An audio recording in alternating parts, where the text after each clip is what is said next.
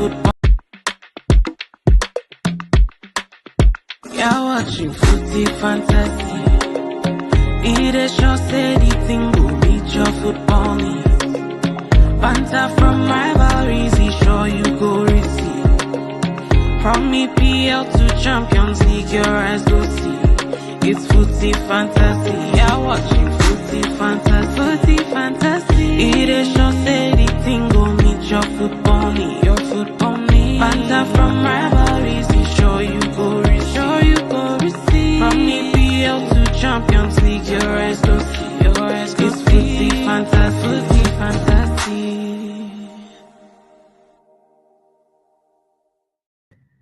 Welcome. International Break Vibes. Welcome to another show, Footy Fantasy Podcast. We are live and direct. Before we go ahead, I would like to, on YouTube, quick admin, Footy Fantasy, FTTIE Fantasy, road to 1K. We're growing. We're almost there now. So help us get to 1K subscribers. Twitter is Footy AD Fantasy. That's road to 3K. I think we're on 2.5 right now, and Instagram is Fantasy Footy. So yes, like, share, subscribe. Join us in the comments. Also, International Break Vibes is what we call this one. I always like it because this is a podcast we don't get to talk about, Premier League football. For me, I don't get to talk about my team, so I love it. We can talk about evergreen topics, and just general topics. So that's why I always schedule it to favor me being on these times. When it's regular, I let the other people come and take the bullets from me. I don't take the bullets. Okay. Our guest, Ovi, good to come on. It's been a pleasure. Yeah, good to be here. Nice, quiet weekend. Can't complain. I'm happy. I'm well. I'm excited. I'm relaxed. Looks like a good season coming. Arsenal is unbeaten. I can see you're enjoying. Still unbeaten. Okay. Not top of the league, but unbeaten. That's cool. My dear friend, Coach Yemi. How you doing? Yemi, not Coach Yemi. Man, I'm doing good, man. It's a good day. It's a blessed day to be alive, Yeah. The time of stress is not yet upon us. We've stressed a little bit in the past. The time of stressing is after the international break. We are just waiting for that news that will liberate all of us. And when that news comes, at some point in time, we'll feel liberated. Now we are in the shackles of, let me borrow Jola's word. We are in the shackles of mediocrity and trashness. No matter the thing and prayer we make, it's not going to change what Ineos needs to actually physically do. Just bamboozle that man out of that place. But yeah, topic for another day. Okay, no problem. Good to have you here. Is there a way you can add a light to where you are? It's slightly dark. That's a very good question. Yeah. If there is, it would be great. Let's see. I see comments already flying in. Oga comment say Arsenal is unbeaten. United is unwinning. God will punish that madman. It is well. Okay, let's get away from comments. Let me do this.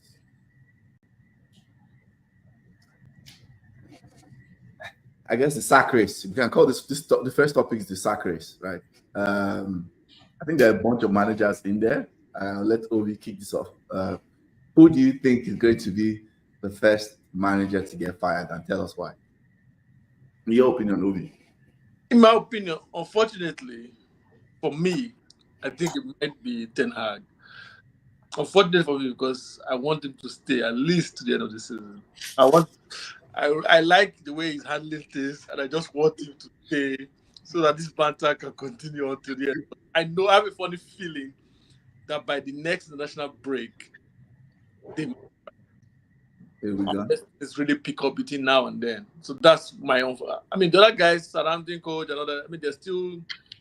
I mean, they're not. I mean, there's still hope. But I just feel for Ten Hag with all the expectations for this season being 14th or so in the league. I don't know how long that can play out. So I feel like if by November results have not improved, they will strike. That's my fear, and I feel like before now and then, it's unlikely that any of the other small clubs will lose their managers.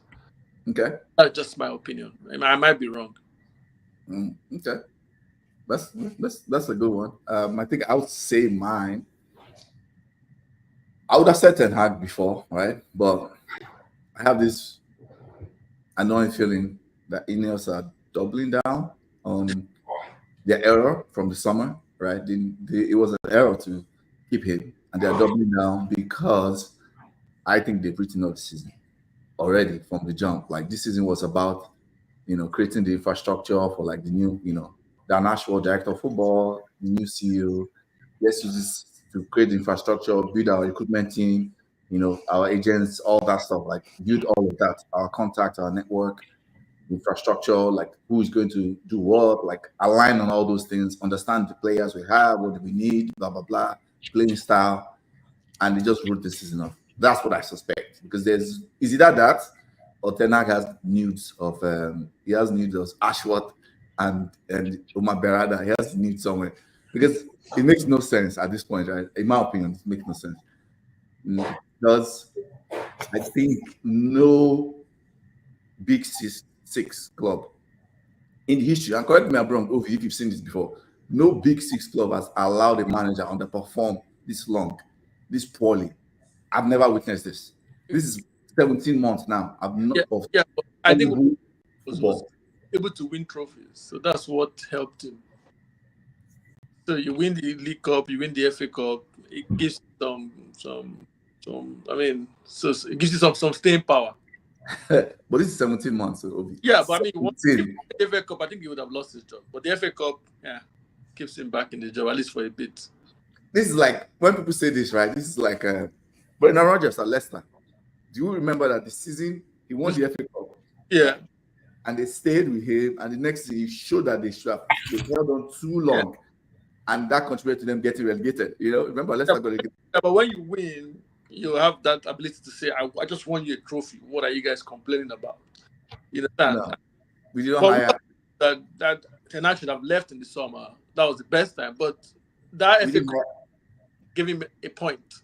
We didn't hire him to come and win FA Cup. If not, we should have stayed with Van Gaal from back in the days, right? Or stayed with Mourinho. That's not what we hired him for. Anyways, I think my long-winded answer, I think, is going to be Gary O'Neill of Wolves. Wolves, yeah, they're playing. Based on the amount of talent they have, money spent, they are 1 point. Yeah, only a draw. I think he's going to first go. I think he's the one that by the next national break he's going to be gone. If something doesn't pick up during this, so that's my pick. I think it's I think it's Gary O'Neill. Yemi, what are your thoughts? You're spot on. That's the person I picked, Gary O'Neill. And then Wolverhampton have this thing. They don't take long till they fire their coaches. They are quite impatient. Yeah. But it shows that they have guys that are running the club that have a vision of how they see things playing out. When you bring all these players in, you think with these players we should be at this level. We should be at the very least, we should be 6th or 7th or 8th with all these players. Things working out. And then it might be right, it may be wrong. These are guys that like they have just expectations. Yeah. I spent all this money. I should be right here and I should be seeing results, not just winning or losing, but seeing results on some good football. The good thing for him, though, is the fact that the team is not playing trash football. They're not. Right. All their games are won. The team has been bad at one thing. Defending. And it's being consistent. No, goal scoring. They do not know how to convert chances. From defense to midfield, they're good.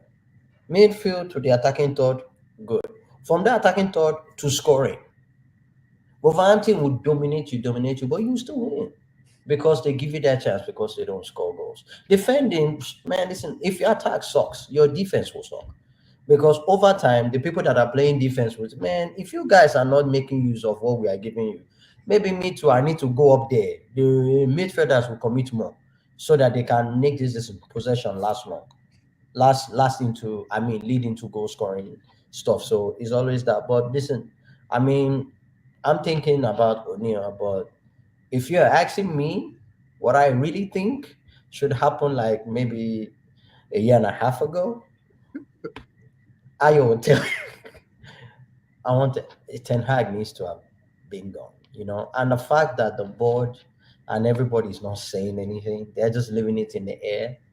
They are That's your guy, though, that yeah. is treating I will never, that is I will treating. never forgive you at Itata for deceiving me on Ten Hag. That's your No, guy. no, no, no, no, no, no, no, no, no, no, no, no, no. I need Always to clear defending this. Okay, nonsense. so this is an allegation. I can only speak for myself.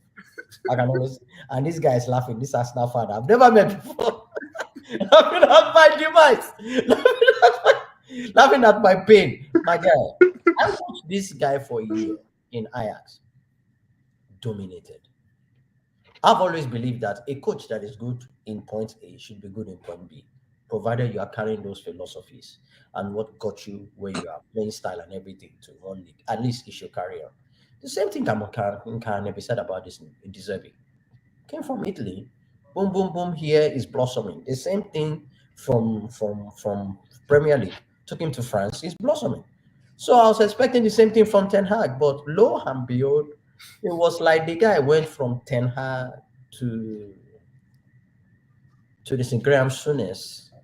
But let's take out the no. It went from Ten Hag to this uh, police, but remove the S and the went to pool.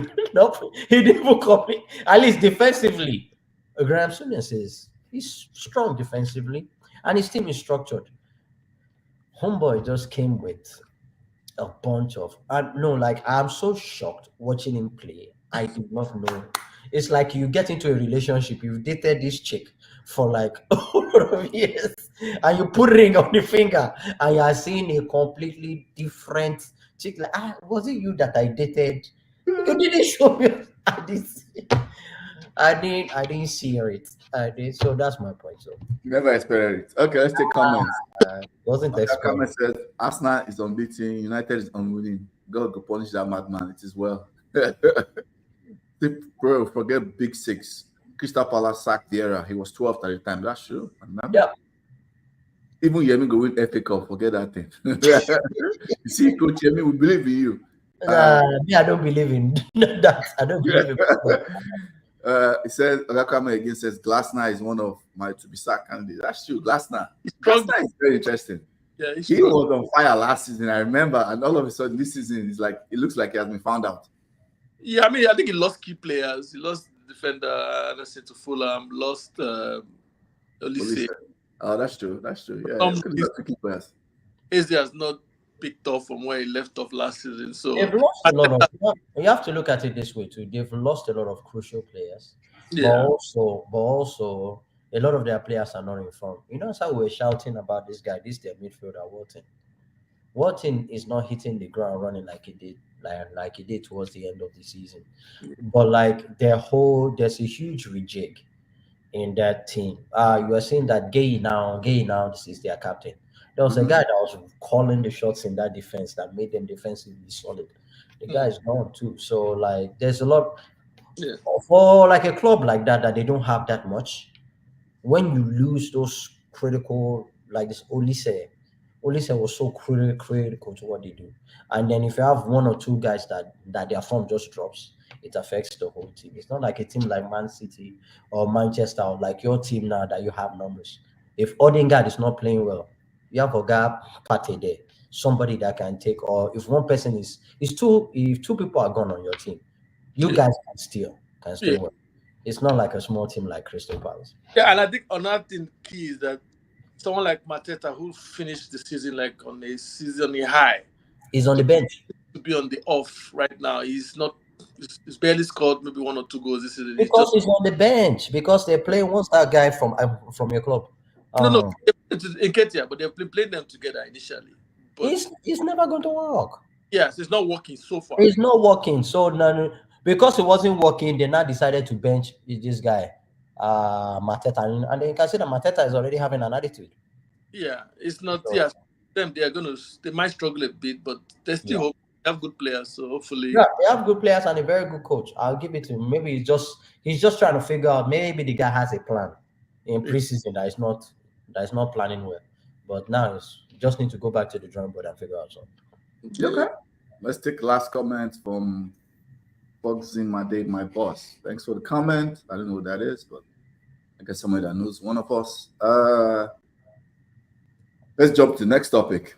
I like this one, because when someone sent it to me, I was like, this is good. This is one of those things that never really gets talked about, at least in football podcasts. And to be clear, this is more about like in totality. It doesn't have to be this season, it doesn't have to be last season, just whatever officiating decision against your club, and then the most favorable one. I think this one is easy. I have in my head. I think two of them are easy in my head.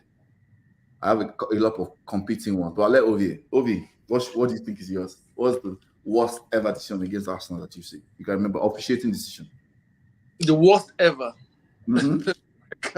I was thinking of it was this season, so I had my own for this season. You can put that. Then, if you remember, when we go around, you can come back again and say worst ever. The yellow cards to Bryce and Trossard in those games that made us go down to 10 men. Not because there were no yellow cards. There was an argument for them to be yellow cards. Okay. Because each time they came to explain what the yellow card was for, there were just so much discrepancies everywhere. There was just confusion everywhere. For example, Trossard, against Man City, when he was trying to he ran into Bernardo Silva and was trying to kick the ball to Martinelli. And they said, yellow card, red card, that means you're out. They initially said, it's for the foul. They later changed it to, it's for the kicking the ball away.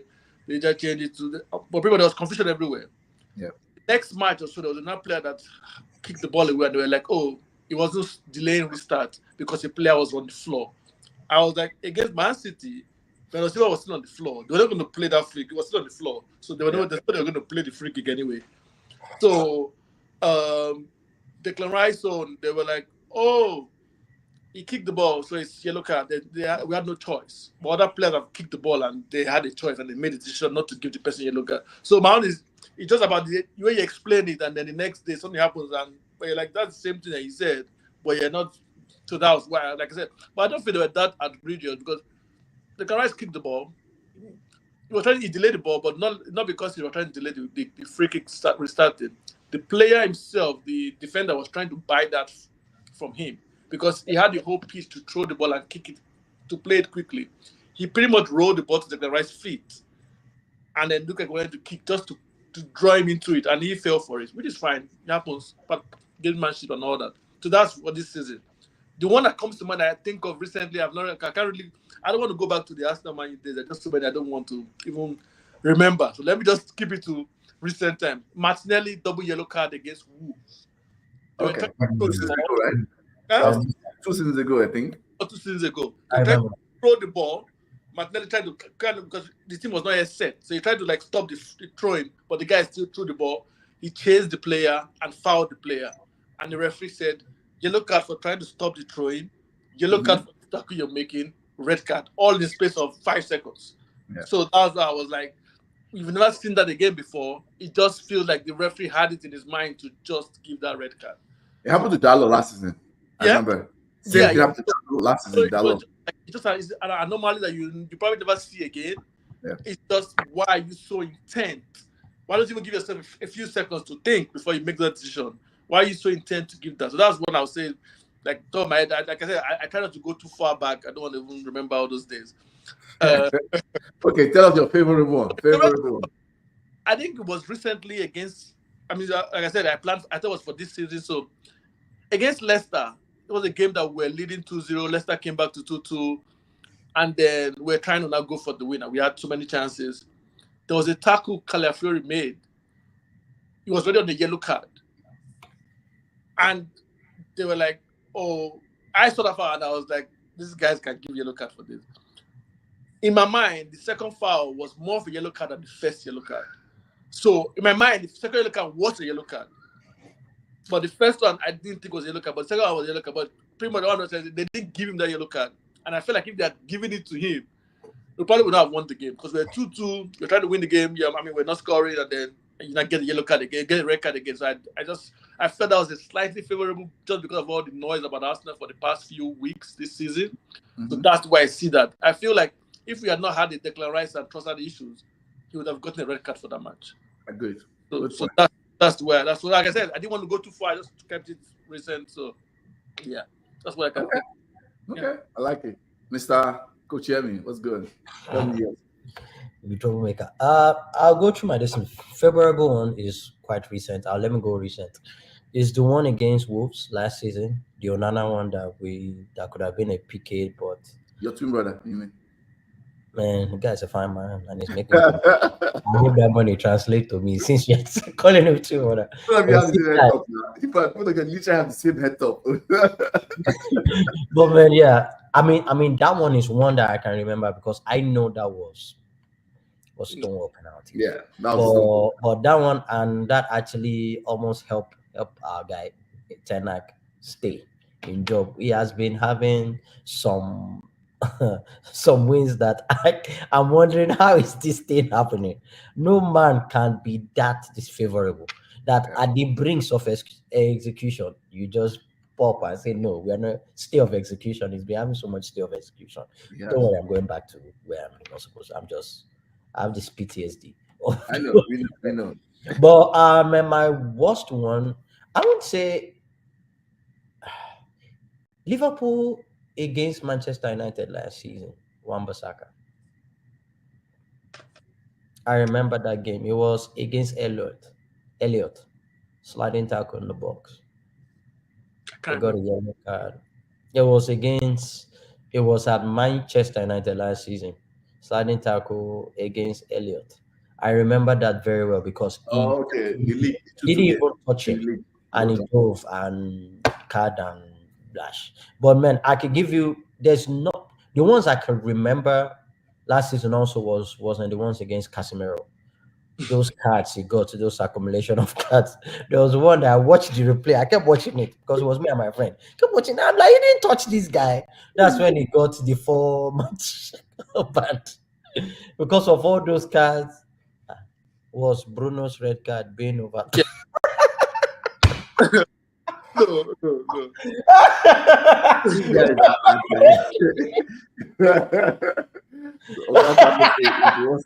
Bruno's red card being overturned. Oh, boy. And the best is what I have nothing to say. But that one, I was actually watching that game, and that's this season, right? Yeah, a few days ago. One that I got 2 yellow cards for, that he slipped over the ball. Against Spurs. Yeah, that one, I didn't understand how VAR watched that and let the thing go on as red card. I'm like, my guy. All I can tell you, listen. All I can tell you is this: I think VAR and EPL they are just against Manchester United because that red card stood. Yeah. I am not seeing a fan base that actually was praying for that red card to stand. A lot of people got pissed that red card was overturned, and that is our captain. But that's a 3-match ban, though. That's a 3-match ban. Brother, that guy deserves a sabbatical till next year, summer. He has been our worst player. Worst. I remember the first game. Worst player throughout the season. Banner. Yeah, your first game, the guy missed so many chances. It was against Fulham. I don't care if you miss chances. My guy, you can miss chances. Players will miss chances. Like me, I would never fight a guy when you miss chances. If you're in the right place and you have the chance and you don't score, that means at least you're in the right place. Yeah. You're making the right runs. You're making the right read. That's fine. You miss it. The next one, brother. And somebody here on this podcast, I'm not going to mention name, said we should build the team around Bruno. Yeah, absolutely. Somebody. Now that person. Now I'm looking at this guy. I have seen us with our captains. We've had a lot of captains in the past. Maguire. I'll pick Maguire over him as a captain. That's fair. And I've said that. He's the worst captain I've seen. That's fine. In terms of his attitude, and what happens when if things don't go your way, it doesn't go your way. Yeah. All this, If that was somebody else, they would have crucified him. But yeah. Still our best signing post Alex Ferguson by Who? far. Good player. I mean, he's looking off this Who? season. But practicing Bruno was very Fernandes, Yes, has been our best player. before this. I Best think. signing. best player since when? This I season. thought best. Been a good player. So This season has he been our best player? No, I'm saying Last season was he our best player? overall post Alex Ferguson, Bruno has been our best signing. And I strongly disagree against that. Okay, but that's fine. It's That's a a different conversation topic. for another day. Yes, so the best is United giving the penalty after the final whistle against Brighton. Oh, I remember that game. That was years ago. That was under Ole. Okay. And those bad tackles against this Van der Beek. Remember those ones? That when he was in form, he started playing, and was it against Nottingham Forest? Slight tackle that just took him out for the rest of the season. And I'm a huge Van der Beek fan. When this guy was trying to show I'm no card, nothing. The one that this Carroll did against Ericsson, Reading, in that FA Cup or Carrington Cup, bad sliding tackle that took Ericsson out. Not a card. I'm going to go evergreen a little bit. Okay. I'm going to go into the books. Yesteryears. I think for me the worst decision ever that I can remember for sure was the offside decision against Chelsea that made them win the league. United versus Chelsea. 2010. I remember. Is it 10 or 11? 10. 2010 season. 09 or 10. Drogba. He was so offside. I've never seen that kind of decision before. They did not give it, and they won the game 2-1, and that's why they won the league. Literally, they won the league by 1 point because of that goal. I think that's the worst ever that I can remember. And I think the most favorable, I have two that stands in my head for sure. The first one is, again, I'm going back yesteryears. When against Spurs, the ball crossed the line. It was very clear that ball crossed the line against Spurs. And Roy Carroll was our goalkeeper there. All of a sudden, referee and linesman were all blind. I'm like, what? This thing crossed the line. And he gave Eden 0-0. That was an expert basket. And the other one is against Arsenal, and that one was very sweet to me because I knew it was not a penalty, but it's Rooney. Yeah, Rooney. Yeah, I remember that. That one I remember. I didn't want to go back. I didn't want to have trauma this evening. So. When Campbell stretched his leg and really just died air. My guy, I can always say that all those matches we played under this in Feggy against you guys at Highbury, all those matches, half of our team should have been red carded. Yeah, exactly. Half of that team. One team was playing football and the other team was just playing taekwondo. Like that's sure. Yeah, those were favorable times for us. I didn't want to go back because I was just like, come on now. Man, I was watching some of those games back, and I'm like, man, we didn't come here to play football. Yeah. Back with all your players were just always high like this in the air or flat on the ground. I remember. I think it was this guy that was still new to the league. God bless his soul, Jose Antonio Reyes. Oh yeah. The late Jose Antonio Reyes. The guy was shocked. Like the guy put his mouth. The guy was like, put his mouth. Look at the it was Gary Neville. I remember that game. They were like, and the guy was like, what's going on here? But for let's move forward. That's why people are suffering now. So also listen, he's dead. His soul has been haunting us. It's still lingering on. The after effects, people are going to feel it. Don't worry. The recent one, I'll just throw one in for recent times. I think it was this season against Palace. The butcher, Lisandro Martinez. He came with both legs. That was a clear red card. That was very bad. He stopped. That because he made contact with the ball. He actually jumped where the guy's leg was. But the guy moved his leg last minute. That was a red card. That was a clear red card. I didn't know what that was. I was shocked to give you advice. I thought it was going to get sent off. Let's take some comments. People are putting theirs. Ola says, worst for Liverpool. Goal against Spurs. Yeah, I remember that. I think that was last season, right? That was last season. Yeah, said it was good, but somehow they miscommunicated. Man said best signing. Okay, come, you are beating sand and you're happy because someone needs Dangote cement for you to do. Hey, it's been a shit time for United, but it still have been our best signing. That's what I mean. That's conversation for another forum for another place. Ola said most people received by Liverpool 2001 FA Cup versus Arsenal. Henchos play handball versus Henry. Ref didn't see it. Liverpool came back to win. Yeah, I think I remember that. Allah really went back. That's years. This guy went to go and post stuff from 2001.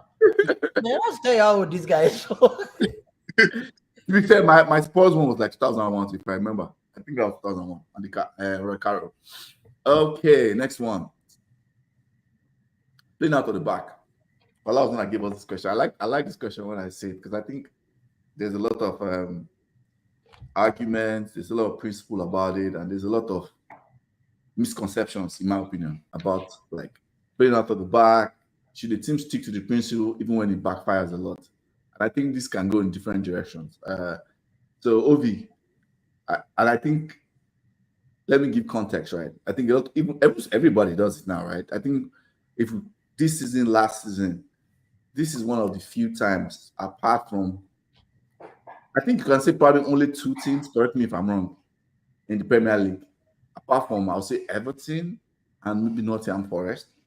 Every Premier League team plays out of the back now. Every single one, I think. Most of them do. You said what? Most of them do, yeah. Most of them do. So, and of course, we know a lot of time when you're trying to play out, a lot of goals we see now, especially for the teams that's trying to perfect it, come from pulling out of the back and it backfires. You know, they high press, they win the ball. So, what are your thoughts? Do you think a team should still stick to playing out of the back? I mean, there are obvious advantages for playing out of the back.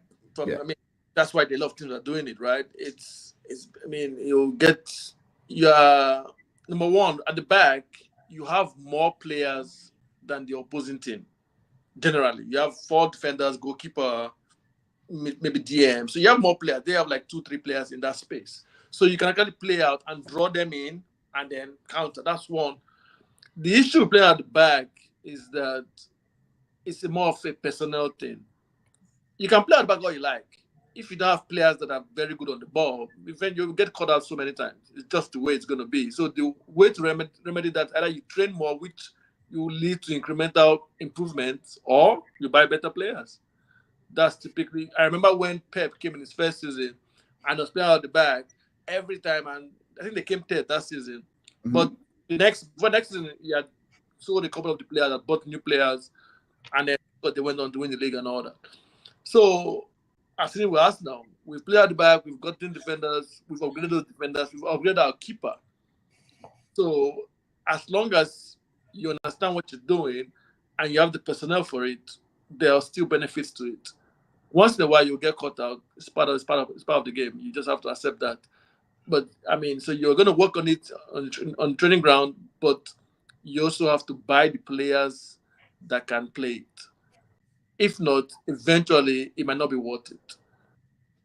So against PSG, for example, PSG is a big team, right? Arsenal PSG Champions League a few weeks ago. They play at the back, fine. But Arsenal were onto them, and they spent more time because they tried to play at the back every single time. We didn't really get the ball of them much, but it just helped us contain the game. So by the time they spent so much time getting out the ball out the back, we'll find a way to get the ball back. We just notify them each time, and they do the same thing. I feel like the best way to do it is to vary it, which is what like Arsenal do now. You have a big man up front like Havertz. Sometimes you play at the back. Sometimes you go long to those players. It keeps the other team guessing.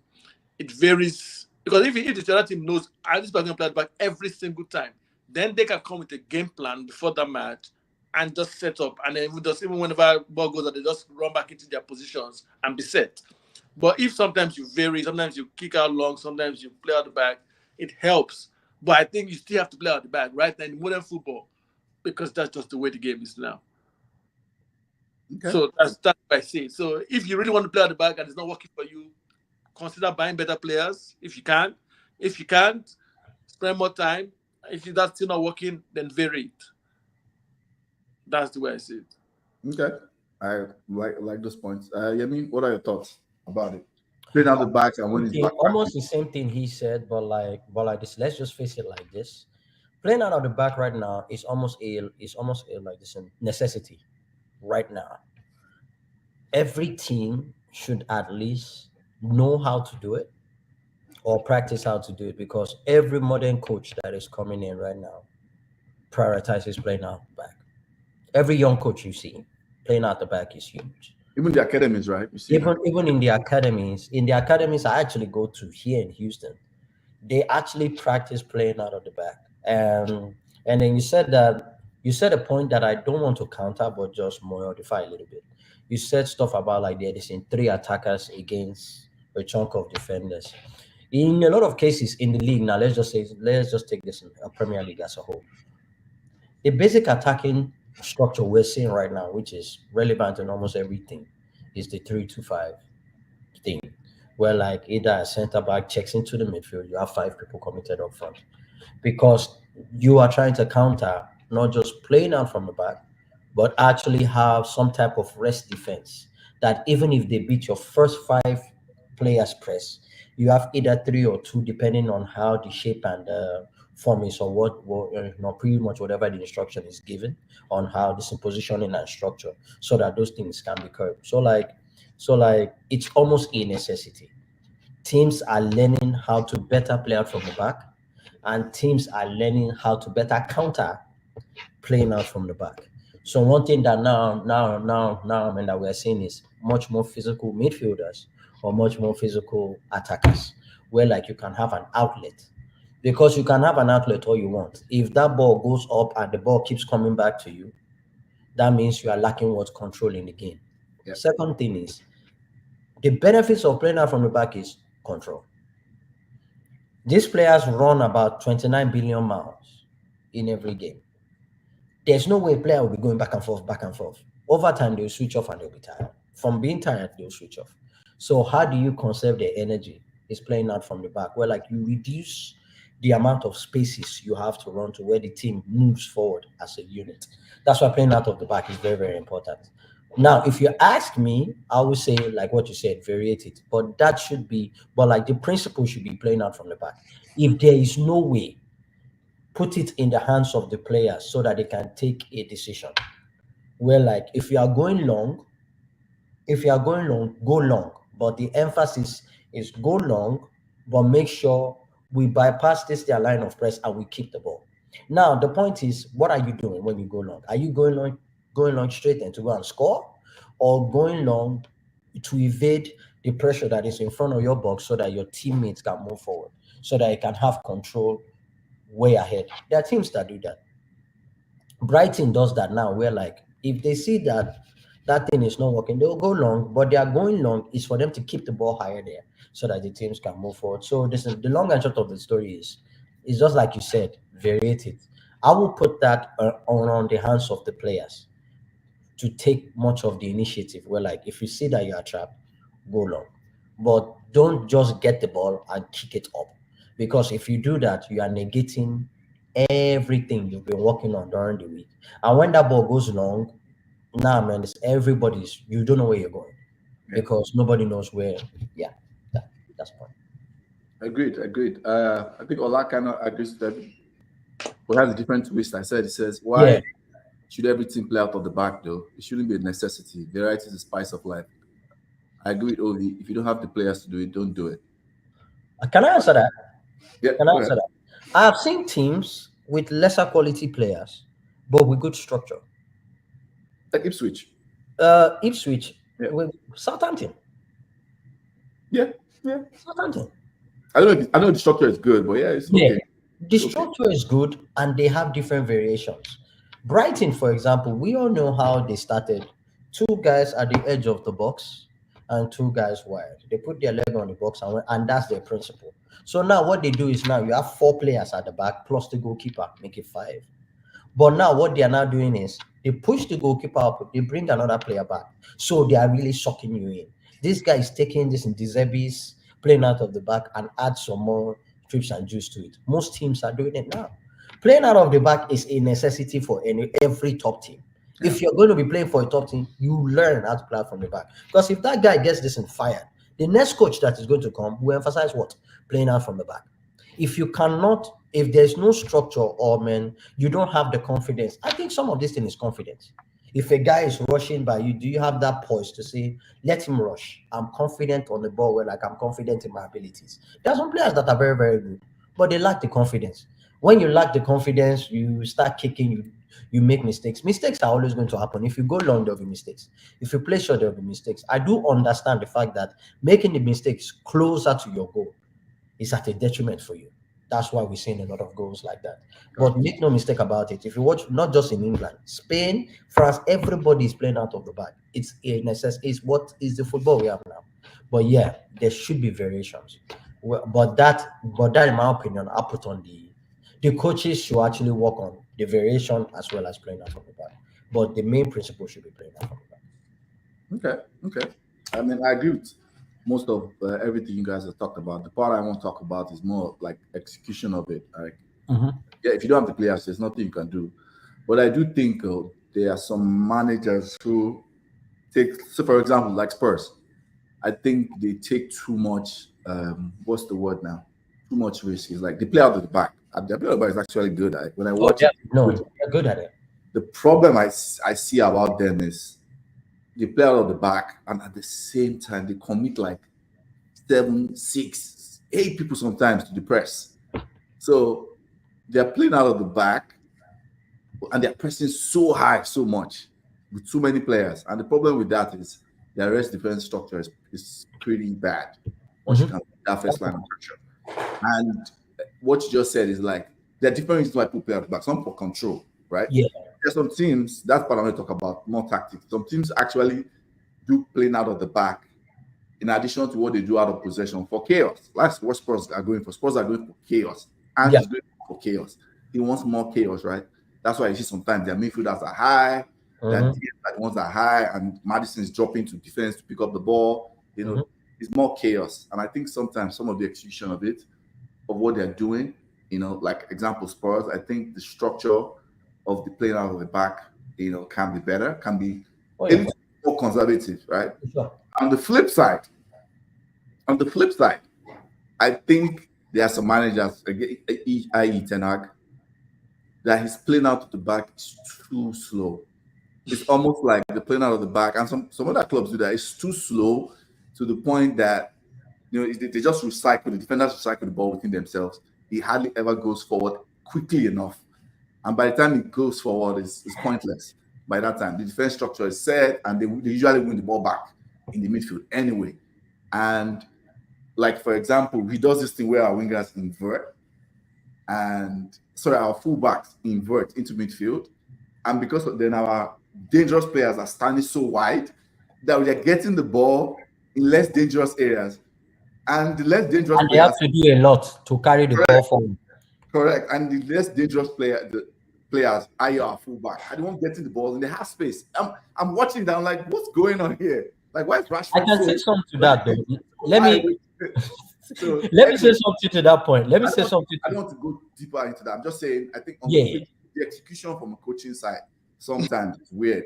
Some coaches take too much risk, i.e. Spurs, and some do it like too conservative. When you're watching it, they're like, what's this? This doesn't. I can say something to that to a point where you actually brought up the point that I've been wanting to say. Tempo and pace. Time. Yeah. Some coaches have time. By this or second, after you play out from the back, if there's no outlet, go long. They work on those things. Correct. So like a team like Spurs, they take too long playing in front of their defense without a natural outlet. Since this Harry Kane left, they've not had that guy except for the Solanke now that affords them that room to go long. Because with Solanke, you have a guy that you can throw the ball to.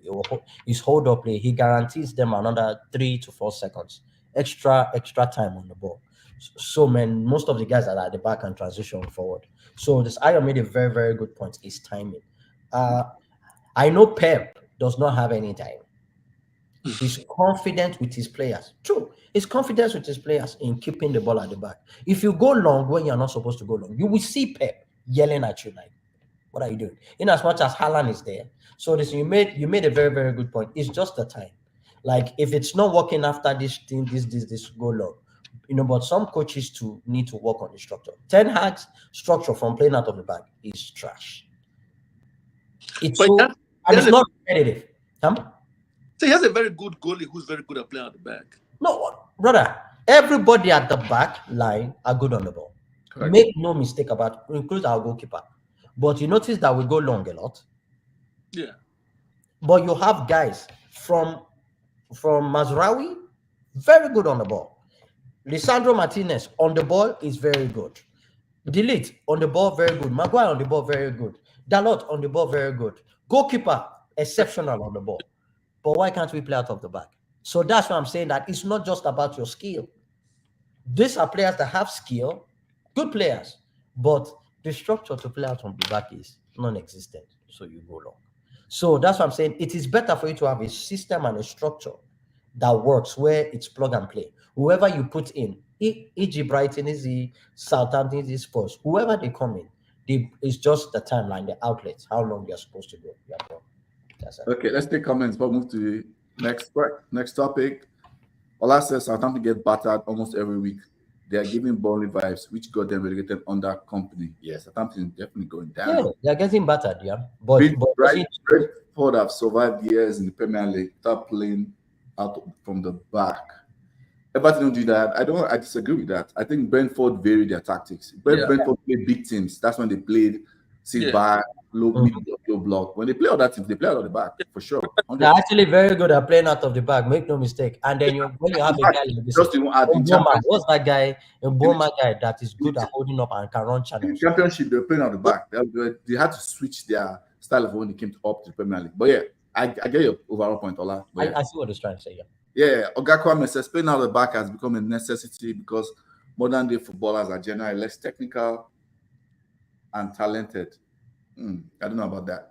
When you play out and beat the press, you create more space for offensive players. I agree with that. Second statement. First statement, I don't know about that. But the first statement, I can see what he's saying because most of the players of nowadays are academy players, system players. They've been trained in a particular way growing up. It's more, the emphasis is now more on fitness, on keeping your body right, on doing the basics, doing the right thing, making right decisions. Not in the past where it was just more of skillful players. So I can see, but I mean, yeah. Scotland IO covering pros and cons. Thanks. KJ says, yo. Okay. I guess hi, KJ. Do you have any other comments? Let us know. Let's move on to, I guess we kind of talked about this return of the big man number 9, and the analysis of this topic. I think it was Yemi that suggested this to me, and I like this topic because we all know tactics, principles, game models, like they call it now. They all go in cycles, right? We know football always goes in cycles, but I would say for like 5-6 years, especially in big 6 clubs, right? A lot of people went out really playing. There was not the classic big man, or let me not say big man. There was just the classic number 9. For a while, like Pep, like 3 seasons, right? After Aguero left, they were playing. And Aguero is not really a classic number 9 in that mode, It's just a forward. Yeah, it's a forward, link-up play. So they had that for a while. Arsenal, until I think this season, end of last season, Havertz now playing like a classic number 9. United under Ten Hag for so long. Maybe when Haaland came, but we were playing 9.5. We had Weghorst, we have Xerxes now, Spurs is the only one with Harry Kane, of course, but even Harry Kane started doing this dropping deep thing, wants to be part of the pool. So the general consensus, thing is the kind of 9s we've had for the last 6-7 years have been, they want to be part of the link-up play. Firmino at Liverpool, facilitators. They were not really box number 9, but we're seeing a change now. Haaland, of course, at City, Havertz, Haaland, Vlahovic at Juve. So I guess, are we seeing a return, Ovi? And are you one of those people? Because this question can go different angles. Are we seeing a return of the number 9? And why do you think so? And if not, if you disagree, tell me why.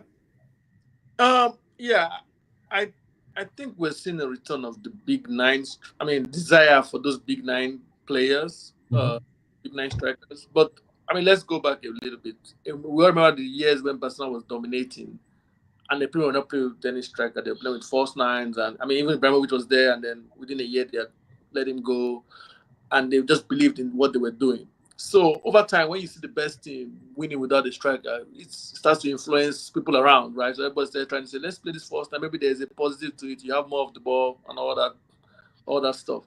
So Pep, again, Man City and all that, they did the same thing. But we all remember that Man City could not win the Champions League. They couldn't, even with all the. Like, I feel like they're a better team than when they have Haaland now. But for some reason, they just couldn't win the Champions League. And the first season they got Haaland, boom, Champions League. So Won the they, treble. uh, They won the and treble. exactly. So there's obviously some, because it might not really be more pleasing to the eye, but there will just be some games where they will be able to do it. Ateta has not really had it, but if you know the history of Ateta since he's come to, of who he's been trying to sign, he's trying to sign Vlahovic, he's trying to sign Tammy Abraham, he's trying to sign Sesko. He finally signed Havertz. He's always been looking for that striker. But they will. I mean, so he's always been a more pragmatic coach. I guess it's due to his days with Everton and all that. So he's always wanted that as part of his ammunition. So I think it's just Havertz happened to fall into that. They didn't plan for that initially, but he ended up being that. So nobody's complaining. The positives of Big Man, 14 I want to play out the bag. It gives you that outlet. So I think it is the way to go. Most big teams are doing that. Once Man City went to Haaland, Liverpool went to Darwin Núñez, and so on and so forth. So big teams will respond accordingly. And for us, I mean, you see people like Sesko, people like the guy in Sporting, what's his name, Guy Corres and all that. A lot of people are wanting players now because it just gives you something that might just become inevitable in some games, and that is what might just be able to win you games, win you trophies, and all that. So, for sure, I think it's a positive. They're going back to it, and for this cycle, for the current way teams are playing out the back, trying to do things, you need someone to give you a few seconds is definitely needed. Yep. Okay. Good point. Good point. Yemi, what are your thoughts? I think we're seeing the emergence of them, and I think that coaches are actually working on it, in my opinion, to make sure that they are like classic number nines now. If you check last season, I was reading up some things last season, and most of these big leagues, classic number nines actually were the highest goal scorers. Um, in Germany, Hurricane, 32 goals or 36 goals. Yeah. Classic number nine. Second was this one, Guerresi, Stuttgart. I think he had 28 goals. 28 goals, yeah. Then you have Luis Openda, Belgium. But when he plays for Belgium, he plays on the flanks. Yeah, But when he plays for this Leipzig. team, he's a number nine. It's 24 goals. Leipzig. Then you go to Spain, Dodbig. The high goal scorer, 24 goals. That dude is a number. Dodbig. Okay. Dodbig from the Girona. Girona. I don't know if he's still there anymore. I think he went to Atletico. I think he left. Yeah, he left. He went to Atletico. Sucks for them. But Dodbig. And then you have Slot that plays for Valerio. 23 goals. These are the highest goal scorers. You come to this Premier League. Haaland, 27. Watkins, 19. The guy that strikes for Newcastle. Isaac, 19, 20 goals. So when you're seeing the emergence, so I mean that's just, and even Sesko, like you mentioned, we are seeing the emergence. Vlahovic, all these guys, we're seeing the emergence of the number nine, young guys.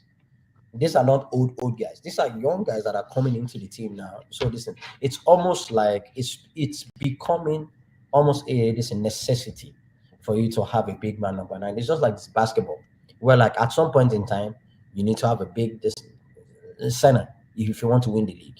There comes the Akeem Olajuwons, the Shaqs, the Patrick Ewing. Your classic number nine is the most important thing. So when they come to Manchester United now, they're like, the first thing you hear is they don't have any number nine that can score that can score goals. We spent a lot of money on like this guy. Your laughter is frustrating me. We spent a lot of money on Highland or Zuxi. They are all big. They are supposed to be giving us 20. You hear these press guys, these commentators and press guys, some of them when they talk, I just shake my head. Said if your team does not have a guy that can score you 25, 30 goals, you have no chance of winning the league. I see where they are coming from, but if you're looking at it right now, most teams that are dominating have a number nine. What's his name? Lukaku. He went to Napoli, dominating. Our guy, Victor Osimhen, One person that has gone to Galatasaray is finding his feet now.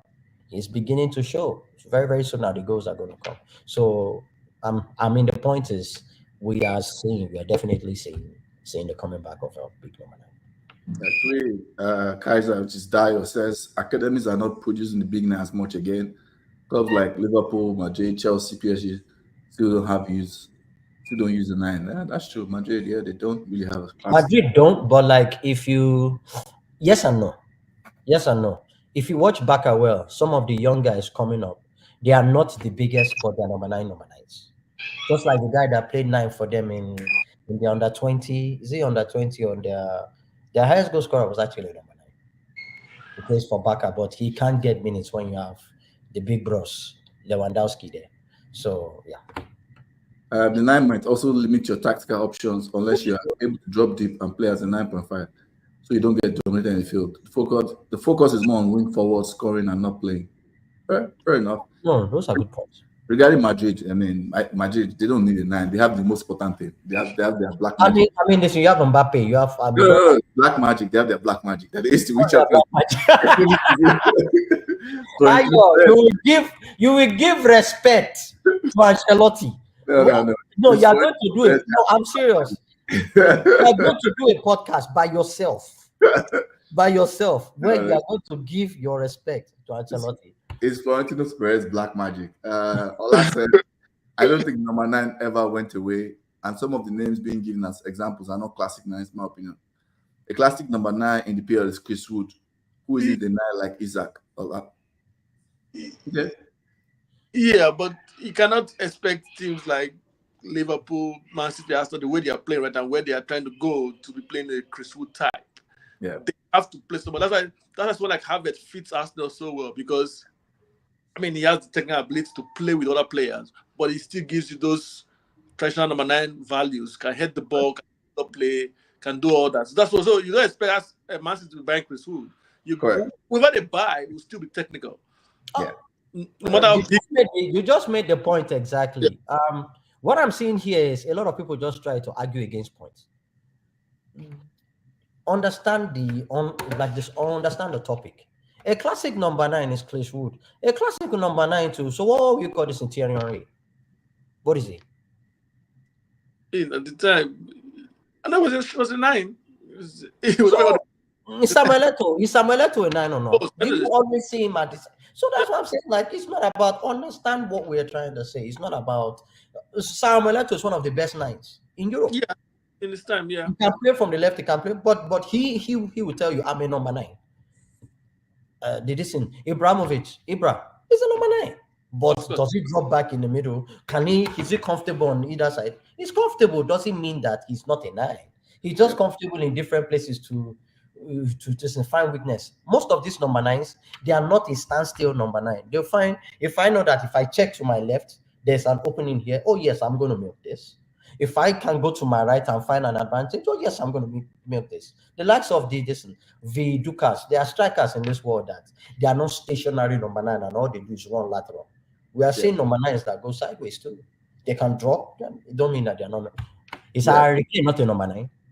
So just to add my thoughts about the return of the big man number 9. I mean, I think I always look at number 9s like the DM, their importance to teams, right? The defense midfielder, they're like fixed points where you can construct your attack around, right? And when I say fixed points, I want to be clear, just to buttress what you just said. Yeah, fixed point doesn't necessarily mean that they have to start at the center, of the field or in the box. This 9s can start from different positions, right? It's just orientation of how they like to play, like Isaac, Henry, like he meant. They like coming from the left and drifting in. There are some that like to just be around the center of the pitch. There's some like drop it, but essentially they're still fixed points the way you construct your attack. Yeah. And just because of that determines how you attack, it determines a lot of things, how recruitment sometimes goes. And I like the return of the number 9 because I feel like having a prolific, especially a prolific number 9 can get you out of jail so many times. You win games where I hate the word don't deserve to. People say they didn't deserve to win. But games where you watch the game like we didn't really play well, but we won. I.e., like the sure. Arsenal PSG game. Arsenal didn't really, that was not a classic Arsenal creating chance after chance, For right? sure. Yeah, but it's just like we're efficient just because they had Havertz played very well that day. He got his header, he scored a good header, and they scored one from set pieces. That's their, so having the number 9 to get out of J card, it wins you points in games where either you don't play so well or in games that are really close, having a number 9 like that. And that's what Haaland. Yeah, exactly. Against small teams, you find teams that are beating small teams 1-0, 2-0. A classic number 9 just go there and put 2.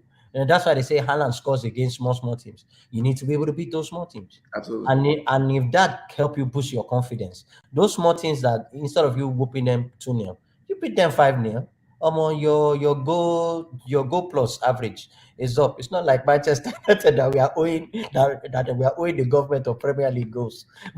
We have 2 number 9s for that. Don't turn this into therapy session. Hey, this is not a Man United therapy session. Relax. Ola says black magic. Ayo, Argentina, and Carlo. All is well with the world. I'm telling you, man. Ayo go do podcast by himself. No. It's black magic. Is Champions League black magic. No, that there's no other explanation.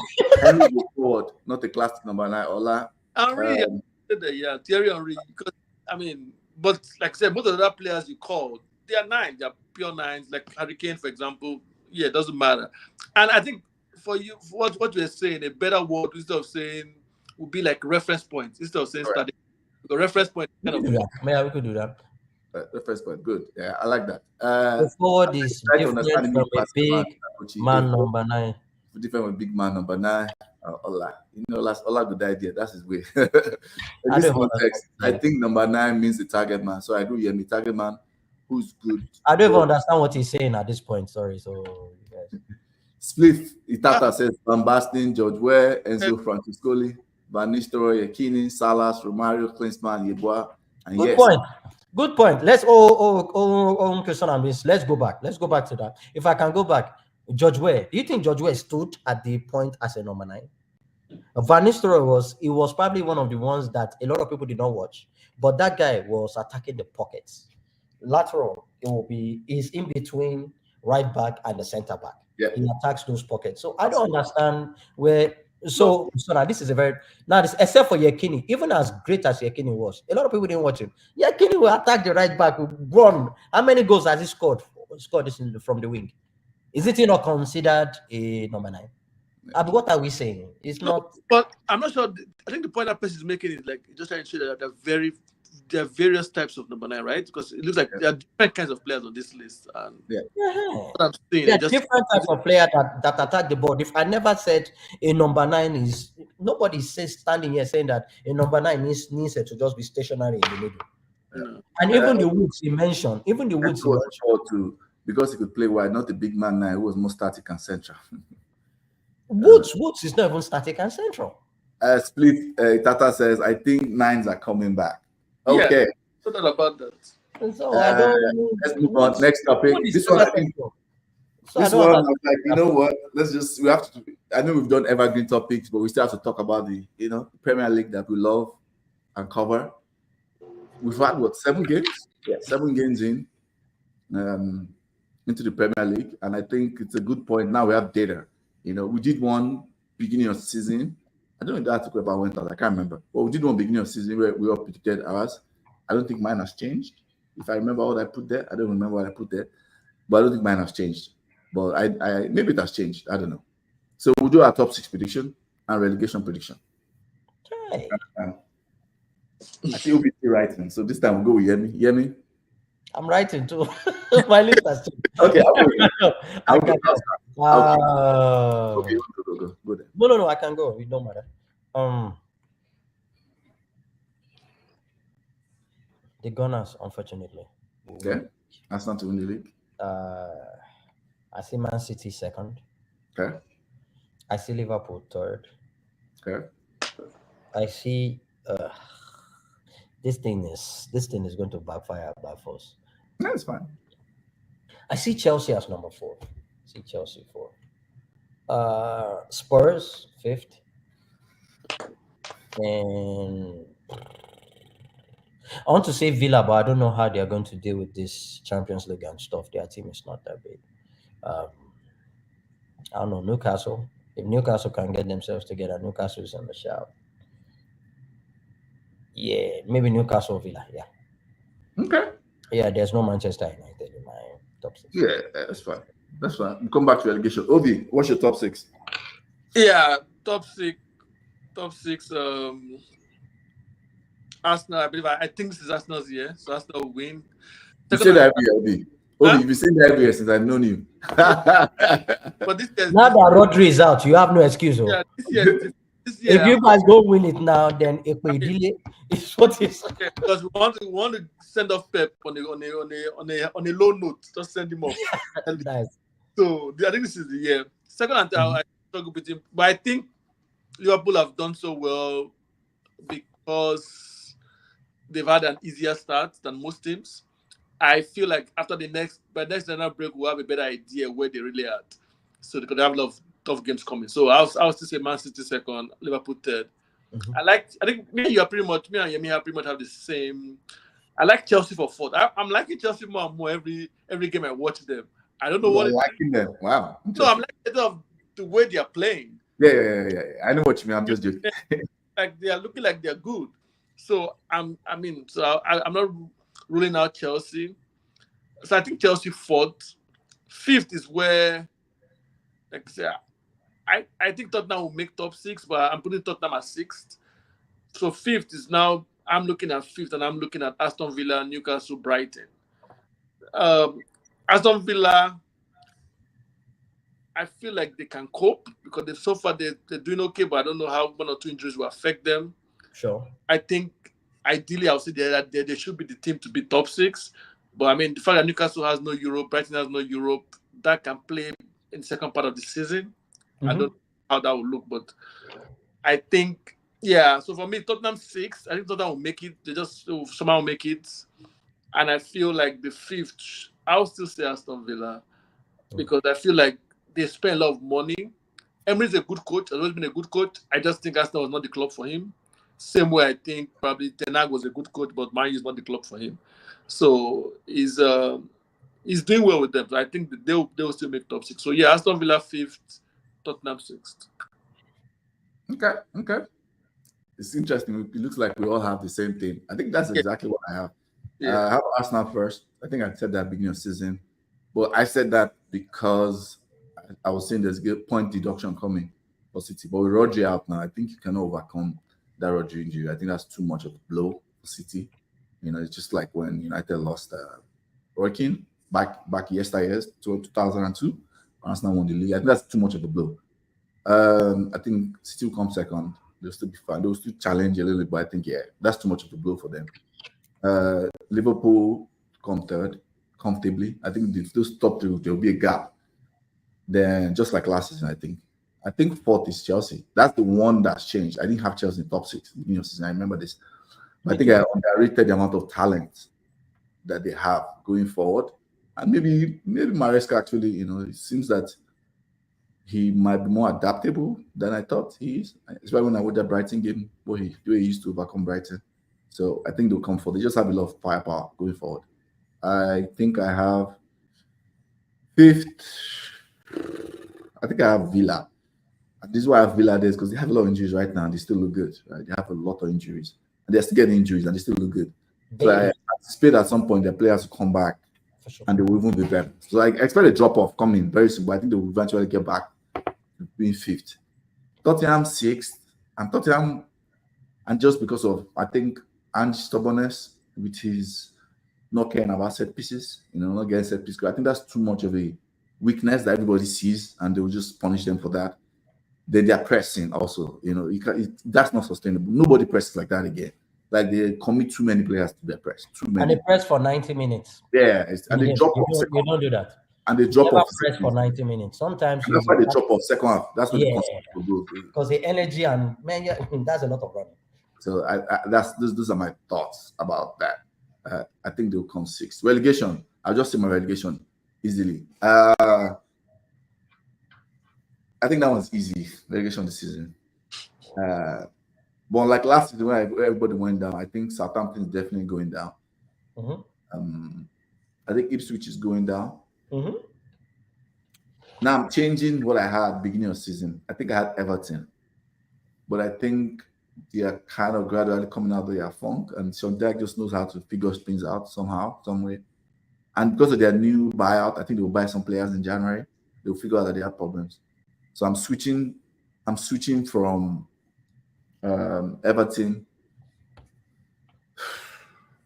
I think Wolves are going to get relegated. I really think so. Because I think they're going to hold on to Gary O'Neill and it'll be too late when they make a change. So yeah, I'm going Wolves. Let me ask you a question, Ayo. Yeah. I do have the same list as you, by the way. The same list. Where do you see Manchester United at the end of the season? Oh, I think we're going to finish somewhere between 7th and 10th. I don't know. I think we're going to finish because we're going to hold on to Ten Hag. I think the board, yeah, personally, I think so. And maybe they will make because it's never going to be it's already a train wreck. Like based on our standard, we're already in a train wreck situation, and the board don't care. So I think even if they pull trigger, it'll be too late. Yes, sir. Yemi doesn't look convinced with your prediction. Brother, let me take comment quickly before they all disappear. Tata says Arsenal wins the league. They are locked with injuries. Folks are sleeping on Liverpool. I think they have mentality to push City or win it. Oga Kwame has City, Liverpool, Arsenal, Chelsea, Villa, Spurs. Dyer says the question should be: will Arsenal win by February or by Easter? Dyer one is City love. I don't understand. Oga Kwame says Southampton, Ipswich, Everton. Okay. Ola says good shout on Chelsea by Ayo. Their firepower is epic. Okay. Even Dyer is still back. Say Arsenal, Liverpool, City, Chelsea, Villa, Spurs. Everybody is calling the same six club. Not one person put Manchester United aside. Oga come and say Man United will escape relegation. People jumping on Wolves bandwagon. I see you. Ola predicted Wolves will go down beginning of season. That was a good call. Dyer says Wolves, Southampton, Ipswich. Same thing I have. Obi is laughing at Yemi's question. United. Ogun Kiyu, Street Fighter. I think this is, if I remember, this is Oga Kame's brother, I think. If I remember. Oh my God. Obi, I think you have not done your relegation. So me, like I said, I think most people will go Ipswich and Southampton, but I don't know. I would just go for all three again. Just go Leicester? Yeah, because I would have thought Everton because they've been escaping the last few years, but you know Everton, they will find a way. They are built on the. It's not going down, man. They will find a way of Wolves. I feel like the talent is just too high that they will figure it out. I just don't see how they will stay That's down. a good shot. That's a good I can see that too because I agree the talent is too high to go down. It's too high. That they can stay that long. I feel like they just need 1 or 2 games and they're back. They'll just climb up again. So I can give you an example of a team that their talent was too high, but they still got relegated. Leeds. That one is way back. Leeds. No. I know the Leeds with Boya and all those guys. Yeah. PBR. Okay. Yeah. That's a team with so much talent. Yeah, even going back. Yeah, going far back. I think Leicester should have not been Leicester. Because everyone Tielemans, Madison, that's true. Craziness by Leicester when they just held on to what's his name? Brendan Rodgers until he had him in March, but it was too late then. Like, I think I just feel like the way the league is 7 games in, you just win 2 games out of 3, you're back. Yeah. You know what I'm saying? So it's still very early. If they're still like this by next break, okay. Yeah. But now I think like just in the next 7 games, they have like 7 games. They'll probably have like 4 league games in between that. If they can win 2, draw 1, they're back. They are right there. You're talking about Wolves, right? I don't look at Ipswich. They look like they're good. The chocolate's fine and all that, but I don't see any firepower to get them goals to keep them up. Southampton, they spend money on the keeper, Rams, the Arsenal keeper. But I don't see what they did in the attacking front to help them. So I'm not seeing them how they're going to stay up. I think they're just happy to take the parachute payments. That's what they came for. Southampton.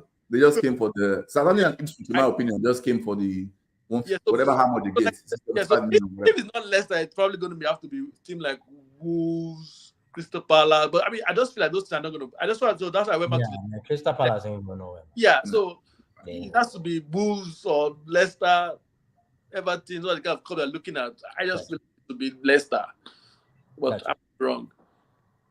Oh, you think Leicester will go down? Yeah. Okay. He said that. He said. I said the 3 teams that came up will just go right back. That can happen. I can see that. I just, yeah. Ndidi will not make that happen. Ndidi is going to do. I hope it did. I like the Leicester team, but let's just see. It don't matter though. Ndidi has been their goal scorer. And I think he scored like 2 goals pretty much. And assist. The guy is running things there, so I know if he chips in his few, I mean, they will still above relegation. Leicester, hopefully. I don't want to see any Nigerian player going to relegation. Okay. I think we've come to the end of this International Big Vibes. Like, share, subscribe if you're watching.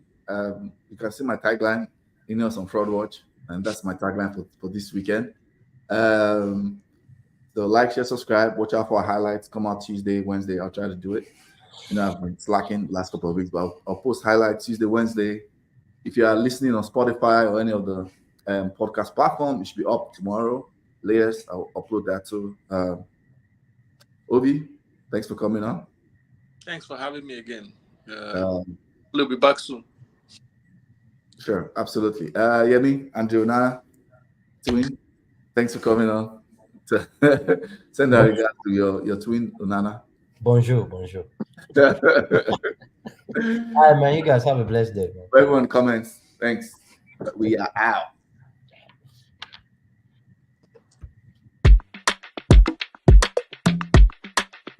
You're watching Footy Fantasy. It is your steady thing, go meet your football.